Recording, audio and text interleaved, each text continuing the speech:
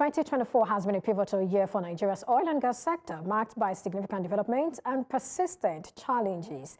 From the launch of the Dangote Refinery to the NNPC's declaration of a state of emergency on oil production, the sector has experienced a whirlwind of activity.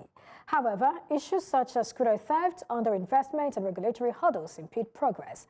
As we reflect on the year, it's crucial to assess the sector's performance, identify key challenges, and explore potential solutions to ensure a sustainable future for Nigeria's oil and gas industry. Femi Oladehin, Principal Partner, Argentil Partners, joins me for more on this. Thank you, Mr. Oladehin, for joining me today. Good morning, Perpetua. Always a pleasure being on your show.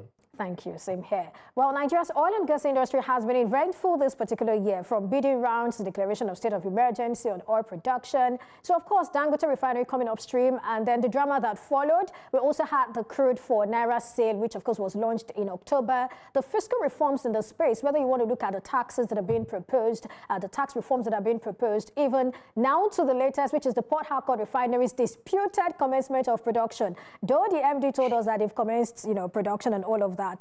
I mean, story for another day. There's a lot that has happened in the past 11 months. So let's get your thoughts on that. What stood out for you? So thanks. It's been a very pivotal year for the Nigerian oil and gas industry. And I think that's the word, pivotal. You see, because what happened is that in the last few years, the Nigerian oil and gas industry suffered significant underinvestments. The reality is that aside from the launch of the NLNG Train 7 and perhaps the Dangote Refinery, we haven't seen any large ticket investments in that industry probably in the last 15 years. And most of this was driven by lack of policy direction until we had the PIA, passed by the Buhari government. It was just an industry that was lacking policy direction. The last 11 months, as you speak to, has been filled with movement, from the government, especially on the policy front. We saw, as you mentioned, last year we had the marginal field bid rounds, which you can decide whether that has been successful or not. But this year again, we started with that. The government looking at new bid points, and then of course the big news was the Dangote Refinery. In fact, eventually starting production, which was very good. It was a big development for the Nigerian economy, bearing in mind we've been importing petrol for the past 25 years. As the year started to wind down, then we started to see the conclusion of some of the IOC divestments, another pivotal moment for the industry, because almost all of our oil and gas fields that were onshore are now being operated by local operators. Again, probably the culmination of several years of local content development that we've seen in the market. So the reality is that it's been a very interesting year, full of positives. Now, when we now talk about NNPC, then you can decide whether that should be seen in a positive light or not. But I think the NNPC's biggest problem in the last 11 months has been extremely poor public relations and communications, and the need to dance or to play to the gallery when they have modest accomplishments. I think that is what has effectively upset the battle cart as it relates to NNPC. And of course, again, the continuous jumping of the gun and providing information that turns out not to be exactly accurate is one that has impacted the credibility of the organization. Okay, still on NNPC, I mean, beyond the headlines, how would you rate the success or otherwise of its war against challenges in the sector? I mean, it said it's declaring war, so how has it been so far? I don't know what it means by declaring war, because the well, NNPC it's used two words. It's used state of emergency, and it's also used war. I hear you. They do not have the capacity to declare war on anybody. The reality is that is the work of government, and that is the role of the government. What the NNPC is alluding to is that the challenges of the industry would be faced head-on. Whether they've accomplished that or not is something to be discussed. We still have significant underproduction of our oil facilities. There's still significant challenges when it comes to the security of pipelines. I mean, literally 2-3 weeks ago, we had significant damage to the Chevron pipeline in Delta State. So when they say they've declared war on the challenges in the industry, I think to the limit of their capacity, they may be saying the right things, they may be having the right conversations. Whether that has translated to improved production on the fields, whether that's translated to improved investment in the aging fields, is obviously significantly up for debate. But as you said, the challenges are still there. The biggest challenges are still around the environment, are still around regulatory speed, are still around the quality of infrastructure and the lack of investment therein. And of course, those things have impacted Nigeria's ability to meet its OPEC quota since the beginning of the year. I think at some point NNPC said we were doing 1.9 million barrels. There is no empirical evidence to back those numbers. Well, it said 1.8. It said 1.8, but NUPRC puts it at 1.5. So yeah. I think that is closer to the number. For us to go back to 1.8, 1.9 million barrels means we're going back to the numbers about 10 years ago. There's no level of investment that has gone into those fields to suggest that those numbers are possible at this point in time. Yeah, there might be some re-entries into abandoned wells as a result of better infrastructure, better security in the Niger Delta. But to suddenly recover 600, 700,000 barrels per day of lost production, perpetual requires a lot more work than is being alleged to by the NNPC. Right. So what must Nigeria do, to begin to meet whether it's its own budgetary projection or even OPEC quota? Do we have, what it takes to achieve that moving forward? The big issue, unfortunately, Perpetua, is that we've not had investment for 20 years. That is not going to happen overnight. It's actually coming at a point where there's significant strain on foreign exchange capacity by the government. There's also a significant strain on FDIs. So I would say to you that of the different transactions that closed this year, very limited foreign bank investment came into that industry. So we're struggling with low capital formation for that sector. And of course, the last years of pipeline vandalism, wellhead vandalism that has meant that we need to almost revamp the entire pipeline network and infrastructure of the industry.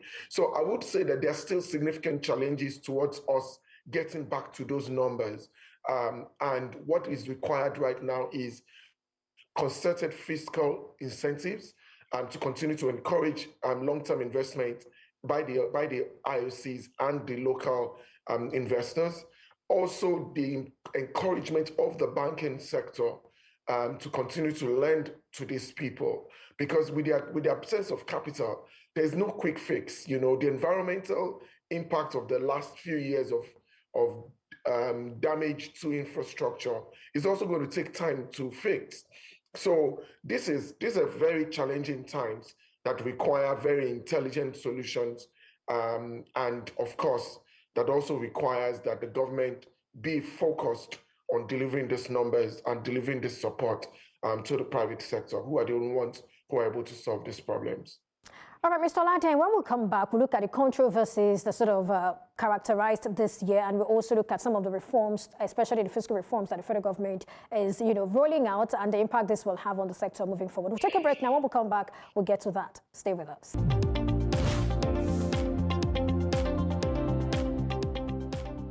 Welcome back, and glad to know you're still with us. Well, I still have right here with me Femi Oladehin. He's joining me from New York, USA. Thank you so much for joining me today. Thank you very much. I'm glad to be here. Right. Now, analysts have sort of pointed to oil sector reforms, which include improved fiscal framework for producers. You might also add the proposed tax reforms and all of those. What impact should we expect from these? So, Perpetua, the industry has been dealing with these challenges around fiscal reforms, the tax regime, the fiscal regime around the different contracts in the oil and gas sector. As you viewers may not be familiar with, the contracts in the oil and gas sector are multifaceted. So even though you have IOCs like Shell, Chevron, those guys are in Nigeria on a contract basis. So you might have a production sharing contract, you might have a joint venture, and there are similar other fiscal regimes that exist when you look at the marginal field as well. So what has happened in the last 12 months is that there has been increased work by the government to streamline the level of taxes and the framework around which those taxes are implemented. So this has been positive for the industry because one of the things that we've always demanded is clarity in terms of the fiscal requirements or the fiscal deliverables on the government side. I think this is positive for the market, and you've seen even the IOCs continue and now the MNCs, as we call them, start to speak positively about the fiscal developments in the market. Look, if there is one big highlight for this current government is that that they are taxers. I recall when the president won elections, I'd written an article about the fact that Nigerians should expect significant improvements in our tax collection and tax administration.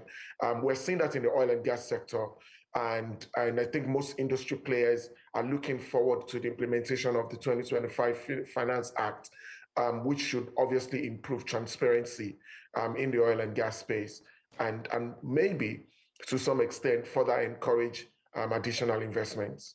Absolutely, looking at some of the tax positions anyway. Now, I remember expressing my skepticism when we talked about the crude ₦4 sale, and now we have Dangote Refinery saying it cannot get the allocated 385,000 barrels per day from NNPC. Remember, this particular refinery needs 650,000.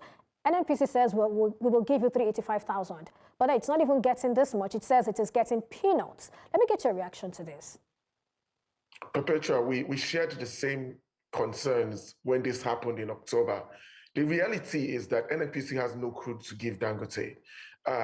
You would realize that there have been significant pre-contracts that were entered into by the NNPC, pledging its barrels to different financings and just basically meeting its own ongoing contractual obligations.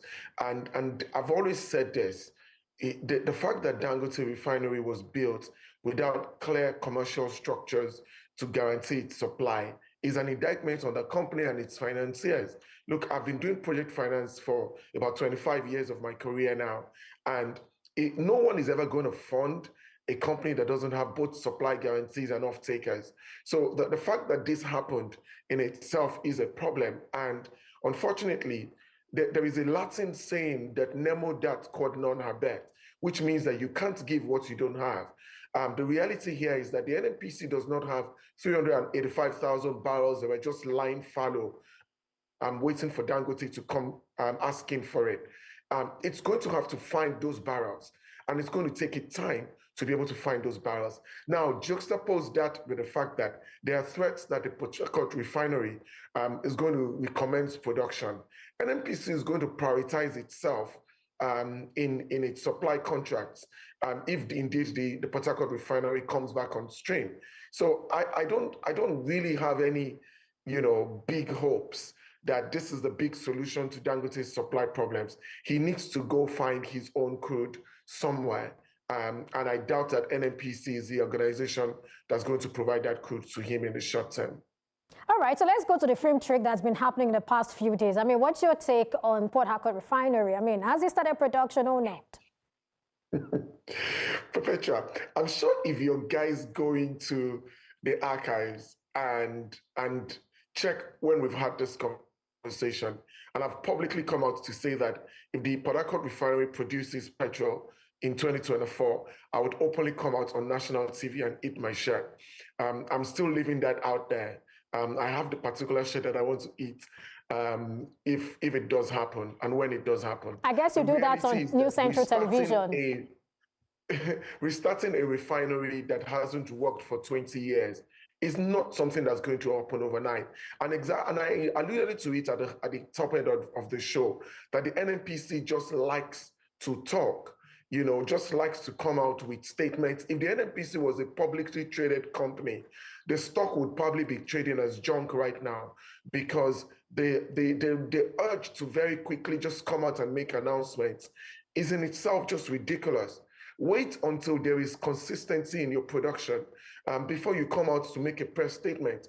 But as you know, the NNPC is still run by the same people who were working when it was a corporation and just an appendage of government. So they don't understand what it means to be working for a private company. When you're working for a private company, the information you put out there is extremely important, and because people are going to make investment decisions based on those statements. The Port Harcourt Refinery has not started full production. It might be a test phase, and there will be obviously production that comes out of the test phase. But as to whether it's a started production, that is not possible in the time frame. I would say we'll still need about 3 to 6 months. Mr. Oladehin, I think I should also tell you, Mr. Oladehin, I think I should also tell you that the MD is talking about trucking out. So you're saying it hasn't started production. MD is saying we started trucking out. Well, that story for another day. I think that story has been debunked properly. That the products that were moved out were residual products that were in the tanks. And again, like I said, they are currently testing. So when you're testing a refinery, there are going to be all sorts of types of products, including off-spec products that you may need to blend that come out of that refinery. So there is nothing, there's no big deal about this. All right, thank you so much. The NNPC chose to make it a big deal. Thank you so much, Mr. Femi Oladehin. I mean, I just say that it was even yesterday night that the MD made that particular statement, talking about the fact that it's producing and they are trucking out. But of course, thank you for your time on the show today. Always a pleasure. Thank you, Perpetua.